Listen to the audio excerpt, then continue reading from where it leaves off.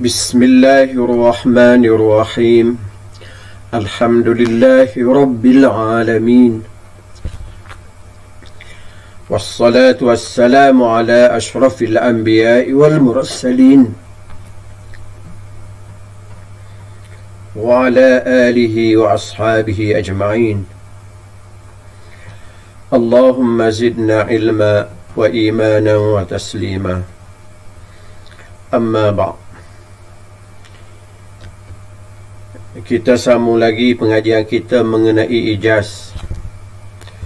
Pada kali ini insya-Allah Ustaz akan bincang mengenai contoh-contoh ijaz bihasfil jumlah.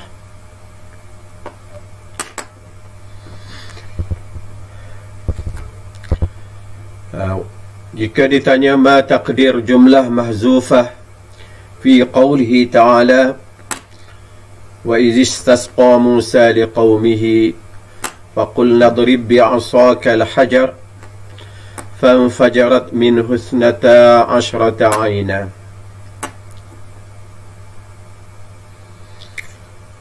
Dan ingatlah ketika Nabi Musa alaihi salam memohon air untuk kaumnya, lalu kami katakan kepadanya, pukullah dengan tungkat kamu batu ini, lalu terpancar daripadanya 12 mata air. Nabi Musa AS minta air kepada Allah Subhanahu Wa Taala untuk kaumnya. Allah perintah, pukullah dengan tungkat kamu itu batu ni, lalu terpancar 12 mata air. 12 mata air untuk setiap kabilah kaum Bani Israel. Ada 12 kabilah, maka Allah Subhanahu Wa Taala pancarkan, terbitkan 12 mata air daripada batu yang dipukul oleh Nabi Musa AS dengan tungkatnya.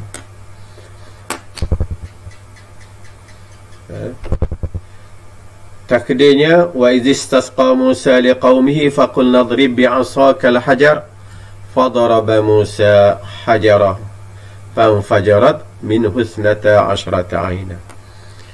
Apabila Nabi Musa minta supaya Allah berikan air kepada kaumnya Bani Israel, lalu Allah perintah supaya dipukul batu dengan tungkatnya, lalu keluarlah air. Mana keluar air ini setelah Nabi Musa alaihissalam pukul batu itu. Sebelum dipukul tidak keluar. Setelah dipukul baru keluar air.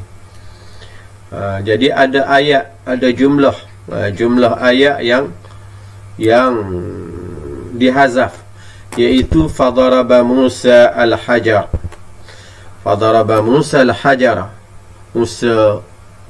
Lalu Musa pukul batu itu sebagaimana diperintah oleh Allah, lalu keluarlah daripadanya 12 mata air untuk setiap kabilah, setiap kaum puak Bani Israel. Jadi kalau ditanya jumlah mahzufah apa, jumlah mahzufahnya fadaraba Musa al-hajar. Baik, contoh yang kedua, fa'auhayna ila Musa an idrib bi'asaka al-hajar fa'auhayna ila Musa an idrib bi'asaka al-bahr fanfalaqa fakana kullu firqin kattawdil azim.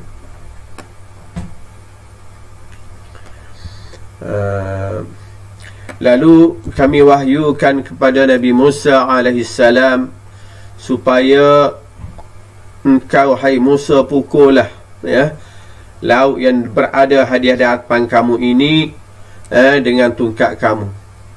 Lalu terbelah laut itu, maka dia menjadi 12 lorong, 12 jalan. Fakana kullu firqin, untuk 12 kaum, untuk 12 kaum Bani Israel yang mengikuti Nabi Musa. Setiap kaum ada satu lorong, ada satu jalan.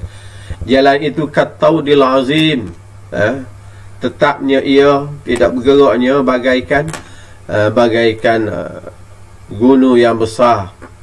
Mana tetap jalan tu bukan bergunung maksudnya, ya. Jalan itu lurus tapi dia tetap tak bergerak, berada di atas laut seperti gunung. Gunung tetap tak bergerak. Jadi apakah jumlah yang dibuangnya itu? Perkataan yang dibuangnya itu fadaraba Musa hajar. Fa'auhayna Musa an idrib bi'asaka al-bahra. Fa'auhayna ila Musa an idrib bi'asaka al-bahra. Kami wahyukan kepada Nabi Musa alaihi salam supaya dia pukul laut itu. Apabila Nabi Musa alaihi salam dan kaumnya dikejar oleh Fir'aun, untuk membunuh mereka. Lalu mereka lagi sampai ke Laut Merah, kan? Kata ulama, di Laut Merah tu di hadapannya ada laut, di belakangnya tentera dan Fir'aun yang mengejarnya. Lalu Allah Subhanahu wa taala selamatkan Nabi Musa alaihi salam dengan memerintahnya supaya memukul laut tersebut. Apabila laut dipukul dengan tongkat yang ada pada Nabi Musa, laut itu terbelah dua, jadi dua, terasing. Satu laut tu jadi dua, dia di mana diasing oleh jalan, jalan untuk menyeberangi daripada Mesir, Sina tu menuju ke sebelah jazirah pada Saudi. Jalan tu luah, luah 12 lorong, macam beraya 12, siap satu lorong tu untuk satu kaum, untuk satu puak golongan Yahudi. Yahudi ni ada 12 puak di zaman Nabi Musa alaihissalam, dan mereka ni berpecah belah. Walaupun dapat satu, tak boleh tak boleh jadi satu, kumpulan masing-masing kena ada. Itulah Yahudi yang ada pada hari ini. Kemudian contohnya lagi, kana an-nasu ummatan wahidah. Contoh hazah satu ayat ni. Faba'asallahu an-nabiyyina mubashshirina wa munzirin wa anzala ma'ahumul kitaba bil haqq liyahkuma bainan nas fi makhtalafu fi. Adalah manusia itu pada asalnya satu kaum, satu umat saja. Lalu Allah Subhanahu wa taala mengutuskan nabi, memberi berita gembira kepada mereka dan memberi kabar ancaman tentang azab. Lalu Allah turunkan bersama mereka, bersama para nabi itu, kitab dengan kebenaran, agar liyahkuma bainan nas, supaya kitab itu dijadikan hukuman, supaya nabi itu menghukumkan dengan kitab tersebut pada perkara mereka yang selisih, berselisih faham, pada perkara yang mereka berselisih ataupun berbalah, tidak bersatu. Quran, hadis, Taurat, Injil itu kitab Allah untuk menjadi penghukum kepada manusia dalam perkara yang mereka selisihkan. Baik, Allah kata umat ini umat yang satu. Di akhirnya, di akhir ayat, untuk liyahkuma bainan nas, untuk menghukum manusia di antara manusia dalam perkara yang mereka selisihkan. Pada asalnya satu, kemudian bawah tu kata mereka selisih, ada selisih, ada berbalah. Maka di sini kita fahamlah ada perkataan yang dibuang. Apa perkataan yang dibuang? Perkataan yang tidak disebut. Takdir yang tidak disebut sini, fakhtalafu. Kana an-nasu ummatan wahidah. Adalah manusia itu satu umat, satu dulunya. Tak balah. Fakhtalafu. Nabi asal daripada Adam AS, nak balah dengan siapa? Nabi Adam seorang. Lepas tu lahir Qaharamah balah lah seorang, memang tak balah, nak balah dengan siapa? Fakhtalafu, lalu mereka berselisih faham. Faba'asallahu an-nabiyyin, lalu Allah hantar nabi untuk memberi kabar gembira, kabar gembira tentang syurga, khabar azab tentang neraka, dan menjawab beri bersama Nabi itu kitab supaya menjadi rujukan untuk menjatuhkan hukuman di antara manusia dalam perkara yang mereka berselisih faham. Jadi kalau dia tanya ayat ni, mana perkataan yang dihazahnya, apa dia? Ikhtalafu. Ikhtalafu tu jumlah ayat, walaupun nampak satu perkataan, tapi dia ada fi'il dan fa'il. Ikhtalafu, manusia mereka berpecah belah. Nah, manusia berpecah belah. Wawul jemaah terjadi fi'il. Nah, lalu mereka berpecah belah. Asalnya manusia itu satu umat, lalu mereka berpecah belah. Maka Allah Subhanahu Wa Taala akan Nabi untuk memberi kabar berita gembira tentang janji-janji syurga dan nikmat-nikmatnya, dan berita azab tentang neraka. Dan Allah turunkan kepada mereka kitab untuk menghukum mereka dan untuk menghukum manusia dalam perkara yang mereka selisihkan. Jadi kena ingat, kalau dia tanya mana perkataan yang di bawahnya, ikhtalafu. Perkataan yang apa yang dihazaf itu ikhtalafu. Habis contoh ijaz buang satu ayat. Ini pula ijaz buang satu ayat, lebih daripada satu ayat, sama ada 2, 3. Ijaz bihasbi aksar min jumlah. Contoh yang diberinya dalam buku teksnya, saya tak bawa di sini. Wa idh qultum nafsan faddaratum wa idh qataltum nafsan faddaratum fiha wallahu mukhrijum ma kuntum taktumun faqulna adribuhu bi ba'dihha kadzalika yuhyillahu al-mauta wa yuriikum ayatihi la'allakum ta'qilun. Ingatlah ketika kamu membunuh satu jiwa, lalu kamu faddaratum fiha, tuduh menuduh antara satu sama lain, tuduh kamu yang bunuh, yang ini tuduh kamu yang ini bunuh, saling tuduh menuduh siapa yang membunuhnya. Wallahu mukhrijum ma kuntum taktumun, dan Allah Subhanahu Wa Taala mendedahkan apa yang kamu sembunyikan. Lalu kami kata, faqul ladribuh, lalu kami kata kepada mereka, pukullah si mati itu, bi ba'dihha, dengan setengah anggota lembu yang disembelih. Kadzalika yuhyillahul mauta, demikianlah Allah Subhanahu Wa Taala menghidupkan orang mati. Wa yuriikum ayatihi, demikianlah Allah Subhanahu Wa Taala menghidupkan si mati itu. Wa yuriikum ayatihi la'allakum ta'qilun, dan Allah Subhanahu Wa Taala tunjuk ayat-ayat tanda kebesarannya, mudah-mudahan kamu boleh berfikir, kamu ada akal. Ayat ini menceritakan bagaimana berlaku pembunuhan di zaman Nabi Musa alaihissalam. Ada seorang lelaki dibunuh. Lelaki ini kaya, dia tidak ada ahli waris, warisnya tidak ada, tak ada zuriat, tak ada waris yang mewarisi hartanya, kecuali dia ada seorang sepupu.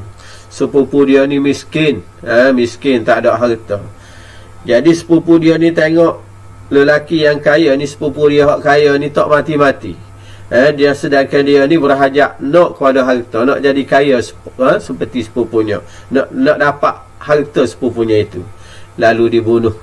Lelaki miskin ni bunuh sepupu dia hak kaya tu agar dia boleh dapat harta, mewarisi harta si kaya tersebut. Setelah dibunuh, dia bawa pergi, dia pergi ambil mayat ni, pergi tohuk di kampung lain, bagi kampung lain, bagi kampung lain mayat tersebut. Kemudian dia menuduh, pagi esok dia tuduh orang kampung tu bunuh sepupu dia.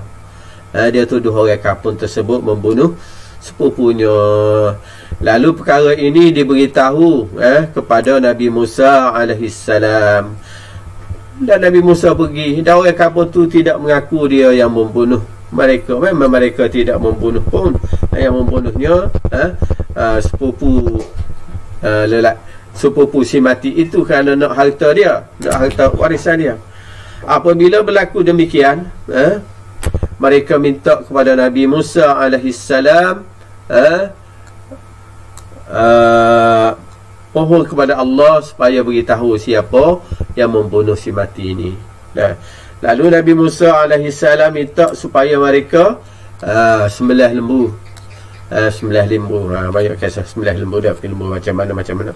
Ringkas ceritanya, mereka sembelih lembu. Apabila lembu itu disembelih dan ambil anggota, anggota lembu itu pukul. Ada kata ambil lidah, ada kata ambil bohong, ada kata ambil ekor, pukul si mati. Lalu Allah Subhanahu Wa Taala menghidupkan si mati tersebut dan dia beritahu siapa yang membunuhnya, sepupu dia yang membunuh dia tu. Untuk selesai perselisihan tersebut, kerana sepupu dia tu nak harta dia cepat-cepat, tunggu mati lambat lalu dibunuh.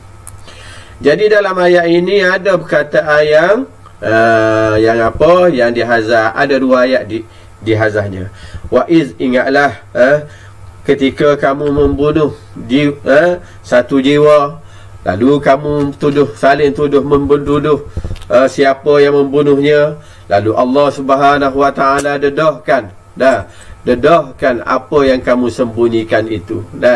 Pembunuh hak sembunyi, hak kamu sembunyikan, Allah dedahkan. Faqul nadribu.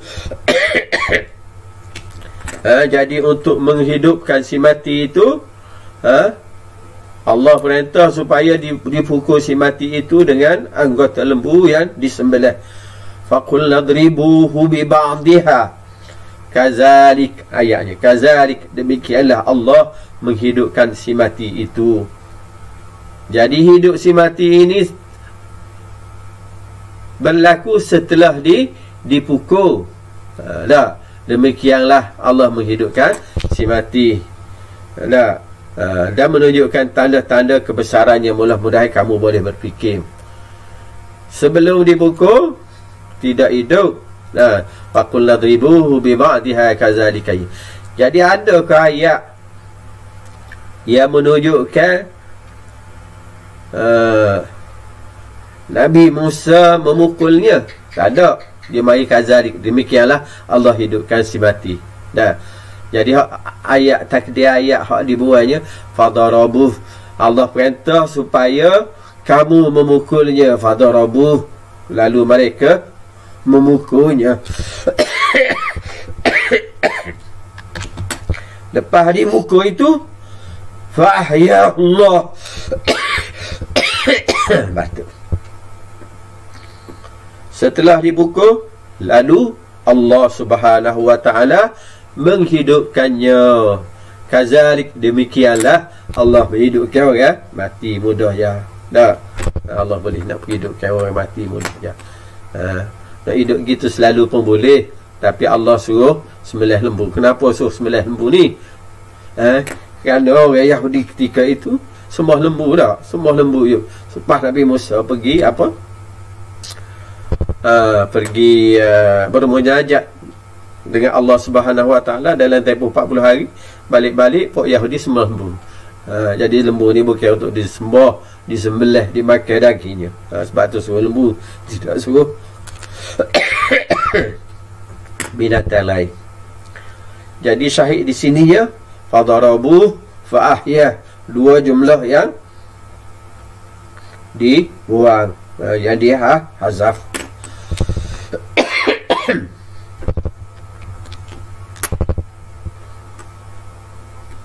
Lagi contoh ijaz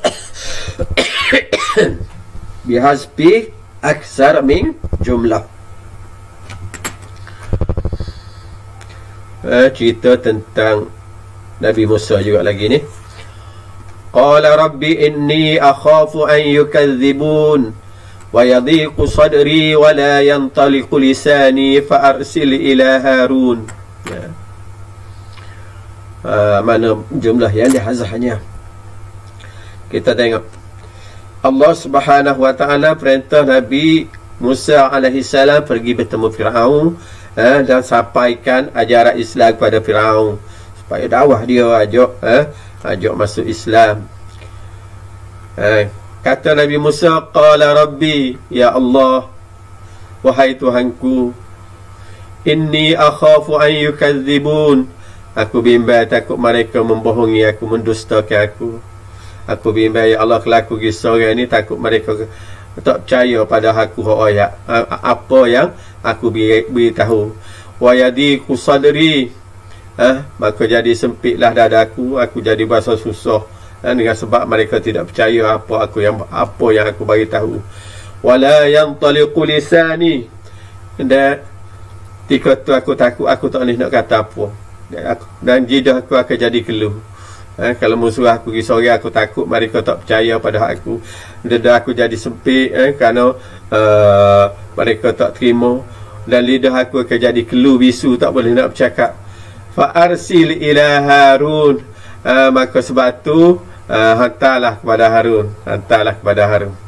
Ayat ni ada benda yang dihazah. Maksudnya takdir dia, fa arsil Jibril, muhatta ialah ya Allah Jibril kepada Nabi Harun, waj'alhu, dan jadikan dia kepada Harun, adik aku tu, waj'alhu, jadikanlah dia sebagai nabi, sebagai mana kamu jadikan aku nabi, wa adirni bihi, dan dia akan tolong aku dengannya, dia akan menjadi penolong aku. Kerana Nabi Harun ini dia pasih, pandai berbicara, boleh bahas, pandai berbicara, petah berbicara, dapat mematikan hujah lawan. Nabi Musa ni dia tak pandai bercakap, mana bercakap pun di riwayat gagak-gagak, di mana dia tak fasih bercakap berbanding dengan Nabi Harun. Nabi Harun ni boleh nak berdebat, boleh nak berhujah, boleh. Washdud bihi adudhi, dan dia dapat menguatkan beri kekuatanlah kepada aku lah. Itu sebabnya ada benda yang dihazah. Berapa ayat tu? Waja'aluhu nabiyyan mu'atan Harun, dan jadi atas Jibril kepada Harun, utuslah Jibril kepada Harun, jadikan dia nabi juga, wa azirni bihi, dan dia akan menolong aku dan menguatkan aku. Washdud bihi adudi, itu ada 3 ayat, lebih pada 2 ayat lah yang dibuang. Kemudian lagi contoh dia, ni kisah Nabi Yusuf alaihissalam. Wa qala allazi naja minhuma waddakara ba'da ummatin ana unabbiukum bi ta'wilihi fa'arsilun Yusuf ayyuhas sadiqu aftina fi 7 baqaratin simanin ya'kuluhunna 7 ijaf wa 7 sumbulatin khudrin wa ukharu yabisat. Kisah Nabi Yusuf dalam surah Yusuf, di mana seorang perempuan menggoda dia, Imra'atul Aziz goda dia, supaya melakukan kejahatan bersamanya, tapi Nabi Yusuf enggan, dan tiba-tiba datang suami kepada perempuan tersebut, dan dibicara, rekah ceritanya dibicara Nabi Yusuf, tetapi Nabi Yusuf tetap dipenjara, walaupun tidak bersalah. Nabi Yusuf, rekah cerita, Nabi Yusuf masuk penjara, kerana pandai perempuan Aziz itu ada menipu, dan penguasa ketika itu pun tahu, hakim ketika itu pun tahu kebenaran Nabi Yusuf, tapi oleh kerana Nabi Yusuf tak ada kuasa, orang berkuasa yang zalim ketika itu, dia menghukumkan juga Nabi Yusuf masuk penjara. Apabila Nabi Yusuf AS masuk penjara, ada 2 orang pemuda juga di penjara bersamanya. Jadi 2 orang pemuda hak di penjara bersamanya, dia tengok Nabi Yusuf ni berjuru molek, dan dia bermimpi lah. Bermimpi, dia kata kedua-dua pemuda bermimpi ketika dalam penjara, kata salah seorang daripadanya, dia beritahu kepada Nabi Yusuf alaihissalam supaya takbir mimpi dia. Dia tengok Nabi nampak orang juru, dan minta Nabi Yusuf takbir mimpinya. Salah seorang dia bermimpi, dia perlu harap, inni arani asiru khamrah. Seorang lagi dia mimpi, dia junjung hati, yahmilu khabza, lalu apabila dia nyuyur roti, datang burung patuk roti atas kepala dia. Jadi dia minta supaya Nabi Yusuf alaihissalam beri takbir. Jadi ringkas cerita, Nabi Yusuf kata salah seorang daripada kamu ni akan bebas, dan dia akan jadi pemberi minum air kepada raja, pada raja dia. Seorang lagi akan dihukum, dia akan dihukum dan akan disalib. Apabila dia mati, burung akan pergi patuk makan daging kepala dia. Itu kata Nabi Yusuf alaihissalam. Dan memang berlaku begitulah. Hak berjaya ni dilepaskan, dan Nabi Yusuf minta supaya hak berjaya, hak selamat dilepaskan ini, supaya ceritalah keadaan dia ni di penjara, supaya raja tu bersimpati, dapat mengeluarkan dia. Jadi keluar kedua-duanya. Hak satu memang dihukum, disalib, dibunuh, disalib, dan burung disalib, diletak di padang, jadi ada burung dimakan. Hak seorang lagi jadi tukar minum kepada raja. Jadi raja pun bermimpi. Kata cerita raja bermimpi, dia tengok ada 7 ekor lembu gemuk. 7 ekor lembu gemuk dimakan oleh 7 ekor lembu kuruh. Dan dia tengok ada 7 tangkar, 7 tangkar biji, hak hijau molek, dan ada 7 tangkar hak kering. Jadi dia minta supaya tukar-tukar tilik apa tu orang di istana dia ni, ataupun siapa-siapa hak tahu takwil mimpi ni, hak tahu nak takwil lagu mana mimpi ni. Sebab ini mimpi adalah ilmu khas, ilmu tertentu yang khusus Allah beri kepada orang tertentu. Dah ada. Jadi kita tak tahu, tak boleh nak takbir mimpi. Orang lagu mana boleh takbir mimpi ni? Orang berjuru, orang tahu Quran, tahu orang berjuru lah dengan Allah Subhanahu Wa Taala. Sebab ini ilmu takbir mimpi, ilmu laduni yang Allah berikan. Jadi apabila begitu, waqala allazi naja minhum, teringat orang hak berjaya, hak tukar apa ni, hak dalam penjara bersama Yusuf tadi pun, dia kata baru teringat kepada Nabi Yusuf. Sedangkan ketika dia keluar, kata ulama 2 tahun dah keluarnya. Sedangkan Nabi Yusuf alaihissalam ayat dia, apabila mu keluar sebutlah aku pada raja mu tu. Dia tak sebut, tak ayat, tak ingat, kerana dia apa, dilupakan oleh syaitan, menyebabkan dia lupalah, tak teringat. Apabila raja tu mimpi, dia baru teringat. Wa qala allazi naja minhum, dan berkatalah yang berjaya, yang selamat daripada 2 orang bandui yang duduk dalam penjara bersama Nabi Yusuf itu, waddakara ba'da ummati, dan dia baru teringat setelah berlalu beberapa lama. Mana kata lama 2 tahun, baru teringat kepada Nabi Yusuf kita itu. Dia kata mana, ana unabbiukum bi ta'wili, aku boleh royak kepada kamu takwil mimpi ini. Fa arsilun, muatta aku, fa arsilun sekat tu dia. Lalu fa arsilun, dia pergi jumpa Nabi Yusuf alaihissalam. Yusuf ayyuhas siddiq, wahai Yusuf, wahai orang yang benar, aftina fi sab'i baqaratin simanin, cuba kamu beri takbir ataupun beri fatwa tentang 7 ekor lembu gemuk dimakan oleh yakuluhunna sab'un ijah, dimakan oleh lembu 7 ekor lembu kuruh, wa sab'un sumbulatin, dan 7 tangkar hak hijau ni, 7 tangkar biji hak hijau ni. Tak ayat tangkar baru, tangkar boleh jadi tangkar gandum, 7 tangkar gandum dah. Hak hijau ni, dan 7 tangkar hak kering. Dia pergi gitu. Jadi di sininya ada benda hak fa arsilun, atalah aku, atas aku ke mana? Dia tak ayat dah. Waddakar ba'da ana unabbiukum, aku nak beritahu kepada kamu takwil ni. Fa arsiluni, hantarlah aku Yusuf, wahai, dia kata hantarlah aku, tak ayat hantar ke mana. Jadi hantarlah aku kepada Yusuf, kepada Nabi Yusuf. Itu benda hak mahzuf, benda hak dibuat. Fa arsiluni ila Yusufa li asta'birahu, muatar aku kepada Nabi Yusuf. Nabi Yusuf mana lagi ketika dia dalam penjara. ta'birahu, untuk aku minta takbir, untuk tahu takbir mimpi ini. Li asta'birahu ru'yah. Fa arsalu, lalu mereka pun hantar dia. Hantar dia pergi jumpa Nabi Yusuf. Fa atahu, lalu dia datang jumpa Nabi Yusuf. Wa qala lahu, dan dia kata kepada Nabi Yusuf, Yusuf, wahai Nabi Yusuf, orang yang benar. Ini mana apa perkataan yang dibuat itu?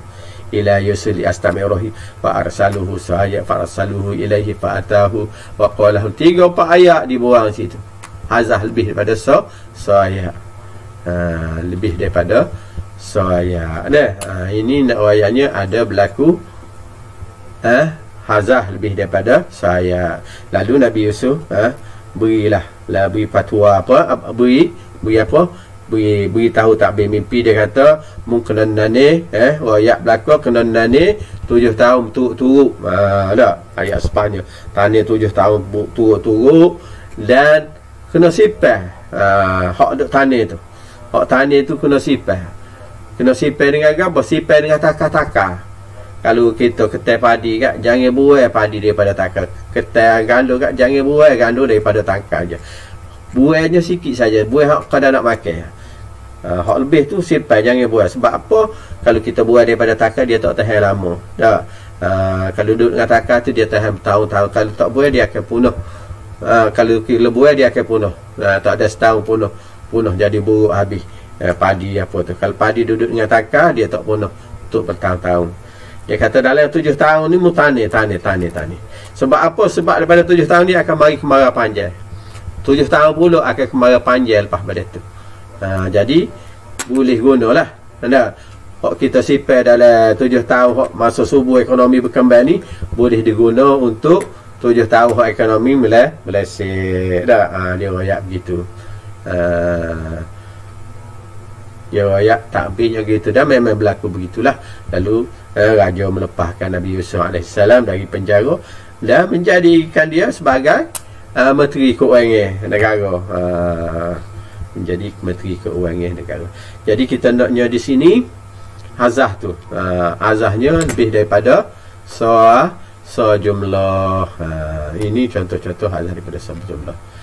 Kemudian perkara berkaitannya dengan ini lagi adillah hazah.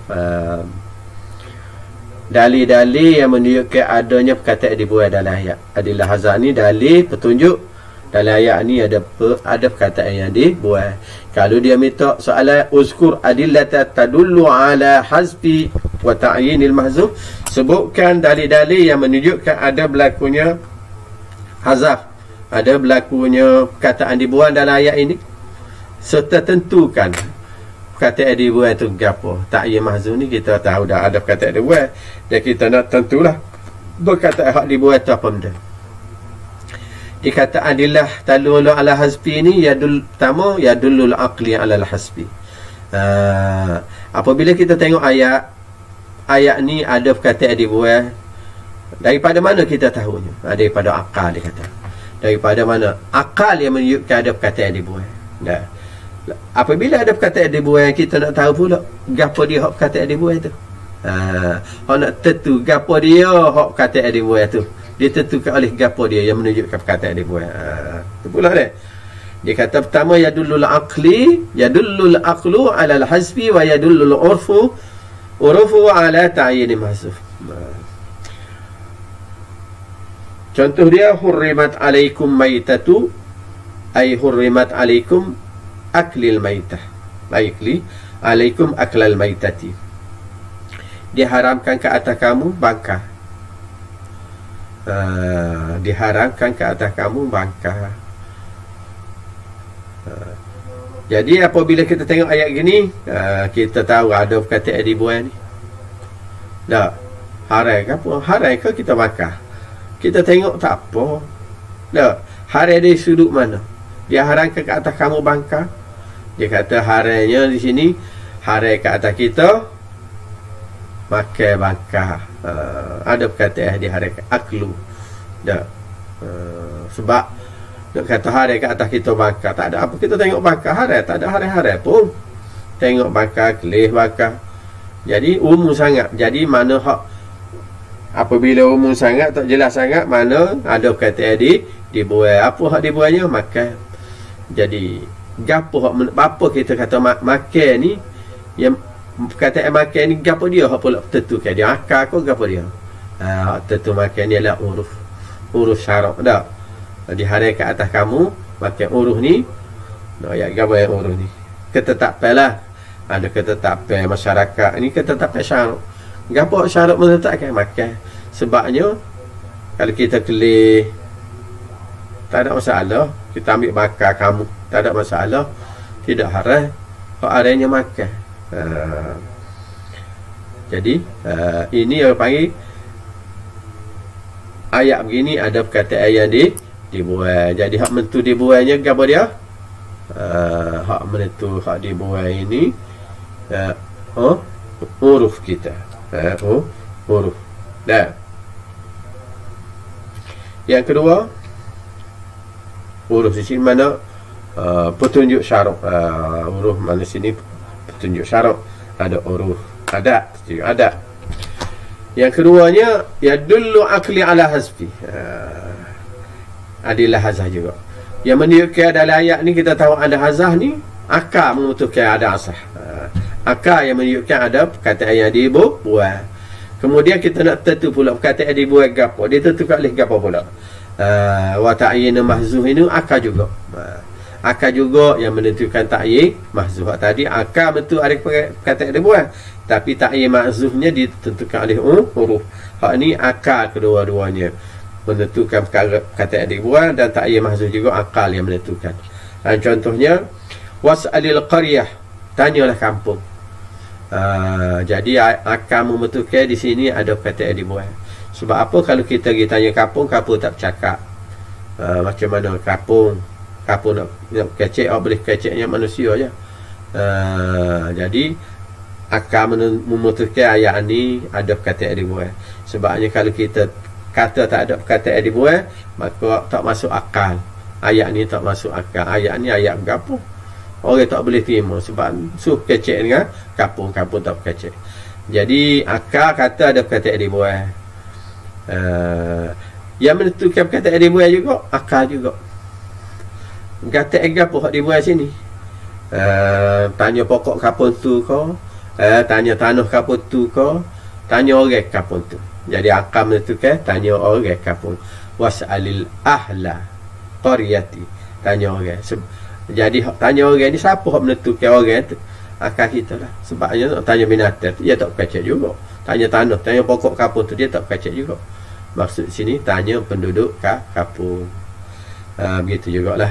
Contoh yang kedua, ja'a rabbuka wal malaku saffan saffa, dan datang Tuhanmu wal malaku saffan saffa, dan malaikat dalam keadaan malaikat berbaris-baris. Malaikat duk baris, Allah pun datang. Nah, boleh ke nak terjemah gitu? Sebab kita tengok perbarisan, lalulah pembesar lalu mari. Tengok lalu ke pembaris. Tidak boleh.